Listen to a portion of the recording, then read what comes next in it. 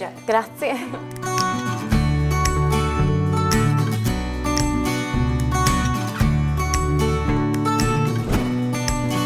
Life is very messy. Love is very messy.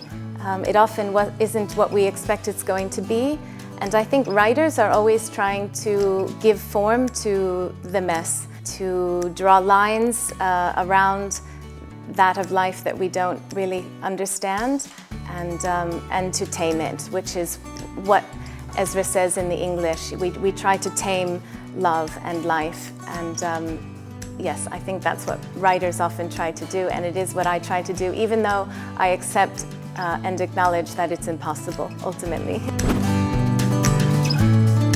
The story between them is, they're very different. They meet each other when Alice is very young and Ezra has already accomplished a lot in life.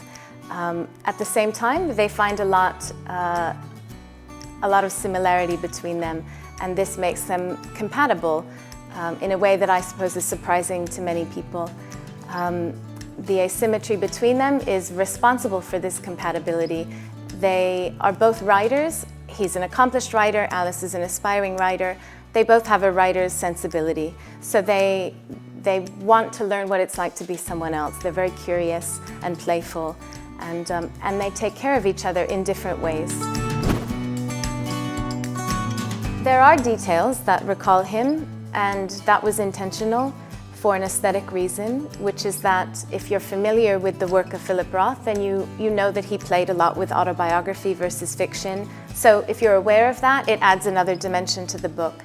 At the same time, I very much wanted the book to be successful for people who don't know anything about him or his writing, or indeed about me and my own story. Having said all of that, I should emphasize that the book is very much a novel. It's not the story of a relationship that I had. It's not a memoir.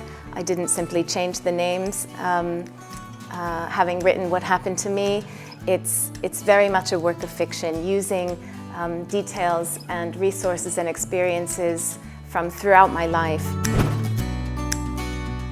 He worked so hard on writing fiction, and that was the greatest example.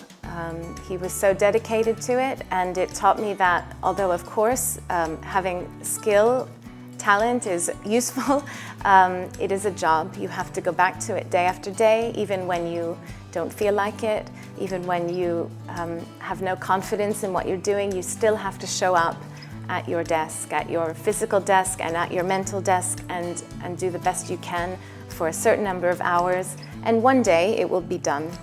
That was what I learned from him.